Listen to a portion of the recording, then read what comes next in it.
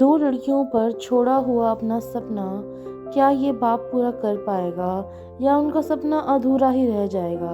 नमस्कार दोस्तों, आज की वीडियो में आपका स्वागत है। आज हम बात करेंगे फिल्म किंग रिचर्ड के बारे में।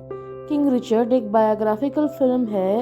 एक मूवी की शुरुआत में हम देखते हैं कि रिचर्ड विलियम्स एक फॉर्मर टेनिस एथलीट हैं जो कैलिफोर्निया में रहते हैं।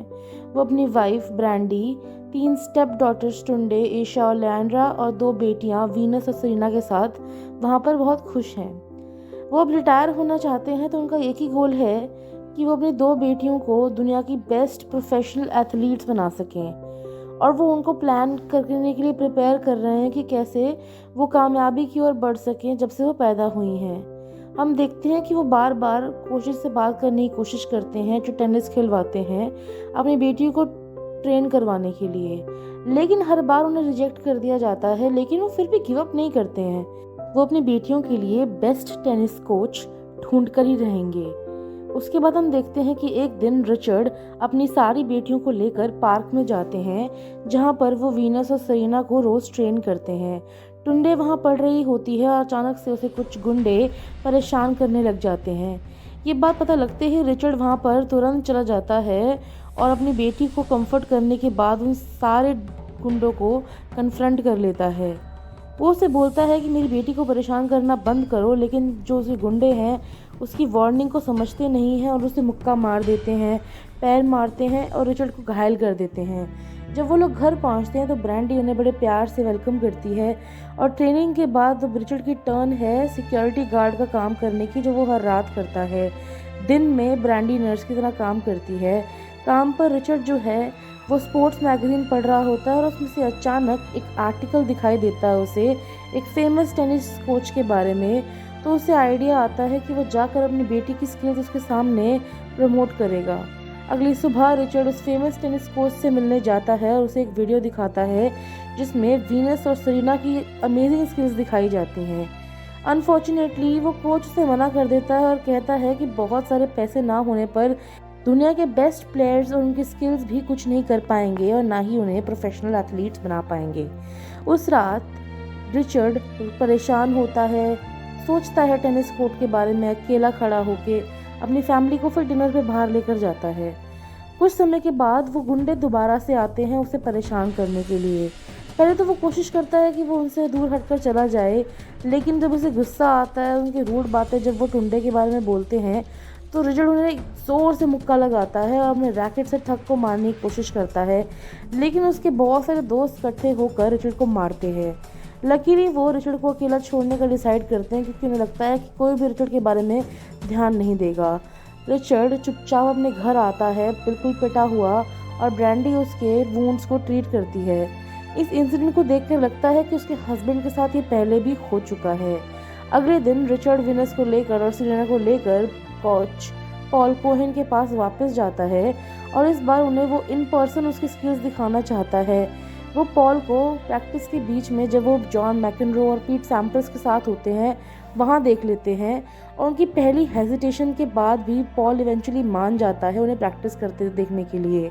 वो कुछ बॉल्स मारता है वीनस के साथ और इंस्टेंटली इम्प्रेस हो जाता है उसकी स्किल्स से, लेकिन रिचर्ड जो है वो प्रोफेशनल कोचिंग अफोर्ड नहीं कर सकता, तो पॉल सिर्फ और सिर्फ वीनस को ही फ्री में कोच करना चाहता है। तो वो रिचर्ड को वीनस के साथ कोच करने के लिए भेज देता है और उसके बाद हम देखते हैं कि सेरेना को लेकर रिचर्ड वापस रहता है।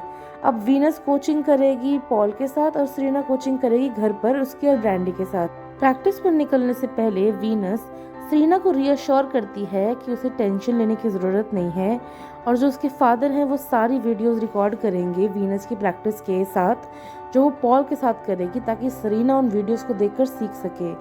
जब वो प्रैक्टिस खत्म कर लेते हैं, पॉल रिचर्ड को और वीनस को एक वीडियो दिखाता है जेनिफर कैप्रियाटी की, जहाँ पर रिचर्ड उसे और भी इंटरेस्टेड तरीके से देखता है और रजिस्टर कर देता है वीनस को जूनियर टूर्नामेंट के लिए।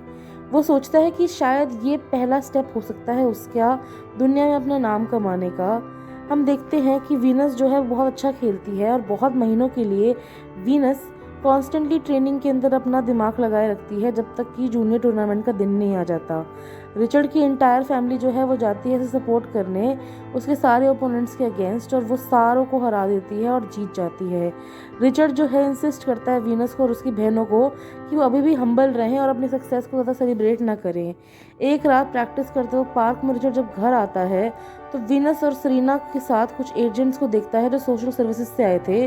उन्हें घर पर बुलाया इसीलिए गया है क्योंकि किसी ने रिपोर्ट करी है कि रिचर्ड जो है अपनी बेटियों को अब्यूज़ करता है, मारता पीटता है ताकि वो प्रैक्टिस करें और टेनिस ना छोड़ें। रिचर्ड उन्हें कहता है कि तुम्हारे पास कोई पॉइंट प्रूफ करने के लिए नहीं है, मेरी बेटियां बिल्कुल ठीक है और उन्हें इनफ अटेंशन मिल रहा है अपनी फैमिली से और अपनी पढ़ाई के लिए। और वो सारे प्रूफों को ना पाते हुए एजेंट्स वहाँ से निकलने का सोचते हैं। उसके बाद हम देखते हैं कि जो रिचर्ड की एक्सप्लेनेशन है उसकी वजह से, कोई एविडेंस ना होने की वजह से और जो एलिगेशन है उनके हटने की वजह से उनको जाना ही पड़ता है। इसके बाद वीनस के अगले टूर्नामेंट में सरीना जो है वो भी रजिस्टर कर देती है किसी को बिना बताए। उसके बाद हम देखते हैं कि कोई आता है और रिचर्ड को तारीफ़ करता है कि आपकी बेटी सरीना का मैच जो दूसरे कोर्ट में चल रहा है वो उसमें बहुत अच्छा खेल रही है। रिचर्ड ब्रैंडी के साथ उसके मैच को देखने जाता है। पहले तो सरीना सोचती है कि वो गुस्सा होंगे, लेकिन वो रजिस्टर करने की वजह से जो परमिशन लेने पाती है उसकी वजह से वो गुस्सा हो सकते थे। लेकिन रिचर्ड एक्चुअली एक्नॉलेज करता है कि वो विनस से जितनी ही अच्छी है और उसे कहता है कि मैच ख़त्म करके आना। लंबी कहानी बीतती है और उसके बाद पता चलता है कि विनस जो है वो फर्स्ट प्लेस जीतती है और सेरेना सेकंड प्लेस। इस बात की सारी खबर उन दोनों लड़कियों की पूरे अमेरिका में फैल जाती है। वो उनकी जीत को सेलिब्रेट करते हैं। उन दोनों को इनवाइट भी किया जाता है कई सारे स्कूल्स के अंदर स्पीकर के तौर पर बच्चों को इंस्पायर करने के लिए और यूथ में पॉजिटिविटी एक्टिविटीज़ डालने के लिए। दूसरी तरफ हम देखते हैं कि पॉल जो है रिचर्ड को एक high profile sports agent George MacArthur और एक लॉरेंस टेबलर से मिलवाते हैं। और उसके बाद हम देखते हैं कि उनकी मीटिंग बहुत स्मूथली होती है जब तक उन्हें ये रियलाइज़ नहीं होता कि रिचर्ड के साथ वो अजीब सा बिहेव कर रहे हैं, क्योंकि वो दोनों प्रिडोमिनेंटली वाइट है और रिचर्ड जो है वो एक ब्लैक आदमी है और एक अपर क्लास कंपटीशन है। और इसी वजह से रिचर्ड वहाँ से खड़ा होकर चला जाता है। पॉल फिर जाकर रिचर्ड और ब्रैंडी से बात करता है इस इंसिडेंट के बारे में। उनसे बात करने के बाद रिचर्ड डिसाइड करता है कि वो अपनी बेटी को जूनियर सर्किट से इंटायरली बाहर निकाल लेगा, क्योंकि वो डरता है कि उसकी बेटियों का एडवांटेज लिया जाएगा। दूसरे हाथ पर पॉल उन्हें वार्न करता है कि इस डिसीजन की वजह से उनकी बेटियों के जो चांस है प्रोफेशनल एथलीट्स बनने के वो ख़त्म हो जाएंगे। लेकिन रिचर्ड अपनी बात पर अड़ा हुआ है और अल्टीमेटली पॉल को कोच के तौर पे फायर कर देता है। तब रिचर्ड जो है कांटेक्ट करता है रिकी मैकी को, जो नए कोच हैं वीनस और सरीना के, जो बाद में कहते हैं कि अब मैं कैलिफोर्निया आकर उनकी स्किल्स देखूंगा। तो वो कैलिफोर्निया आते हैं, वो उन्हें टेस्ट करते हैं। रिकी बहुत इम्प्रेस हो जाते हैं उनकी स्किल्स से और उन्हें ऑफ़र करते हैं कि वो उन्हें ट्रेन करना चाहते हैं। और इसका मतलब ये है कि वो उसकी पूरी फैमिली को भी लेकर जाएंगे उनके साथ, उनका ध्यान रखा जाएगा, रिचर्ड को नई जॉब दी जाएगी। और ये सब रिअफर्म करने के बाद फाइनल एग्रीमेंट में रिचर्ड बोलते हैं कि मेरी बेटी कोई भी जूनियर टूर्नामेंट नहीं खेलेगी, वो ट्रेनिंग करेगी और स्कूल नॉर्मल बच्चों की तरह अटेंड करेगी। रिक इस बात से थोड़ा सा हेजिटेंट होता है लेकिन इवेंचुअली मान जाता है। सारी फैमिली टुंडे के अलावा, क्योंकि टुंडे अपनी कॉलेज में पढ़ रही है और उसकी लाइफ यहाँ सेट है, वहाँ से चली जाती है और वो सब लोग फ्लोरिडा में पहुँच जाते हैं। फिर उसके बाद वीनस जो है और जो सरीना है दोबारा कभी भी टूर्नामेंट में पार्टिसिपेट नहीं करती। इंस्टेड वो प्रैक्टिस पर फोकस करती हैं। और उस मोमेंट में रिचर्ड सोचता है कि जो उसकी बेटियां हैं वो अभी टूर्नामेंट्स में कम्पीट करने के लिए तैयार नहीं हैं। उनकी ट्रेनिंग के दौरान वीनस अचानक से रिक से कहती है कि वो एक प्रोफेशनल एथलीट बनना चाहती है, लेकिन वो उसे इनिशियली मना कर देता है बिकॉज वो जानता है कि रिचर्ड इस बात को कभी अलाउ नहीं करेगा।